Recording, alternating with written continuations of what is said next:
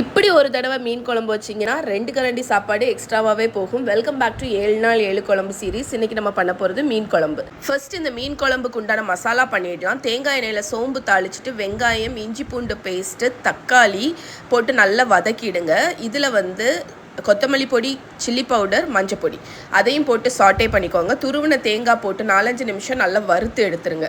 இதை ஒரு மிக்சி ஜாரில் எடுத்து தண்ணி ஊற்றி நல்லா வடியாக அரைச்சி எடுத்துருங்க. நல்லா ஸ்மூத்தாக இருக்கணும்.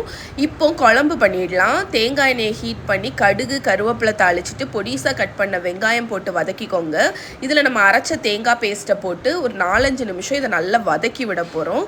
ஏன்னா அந்த தேங்காய் நல்லா வதங்கி வரணும். இப்போ தக்காளி, பச்சை மிளகா போட்டு மிக்ஸ் பண்ணி மூடி போட்டு குக் பண்ணுங்க. நான் தேவையான அளவு உப்பும் போட்டுட்டேன். இந்த மசாலா நல்லா குக் ஆனதுக்கப்புறம் புளி தண்ணி, அதுக்கப்புறம் குழம்புக்கு தேவையான தண்ணி ஊற்றி நல்லா கொதி வந்ததுக்கப்புறம் மூடி போட்டு லோ ஃப்ளேமில் 5-6 நிமிஷம் குக் பண்ணுங்க. இப்போ க்ளீன் பண்ணி வச்சிருக்கிற மீன் துண்டுகளை போட்டு மூடி போட்டு லோ ஃப்ளேமில் 8-10 நிமிஷம் குக் பண்ணி ஃபைனலாக கொத்தமல்லி கீரை போட்டு இறக்குனீங்கன்னா மீன் குழம்பு ரெடி.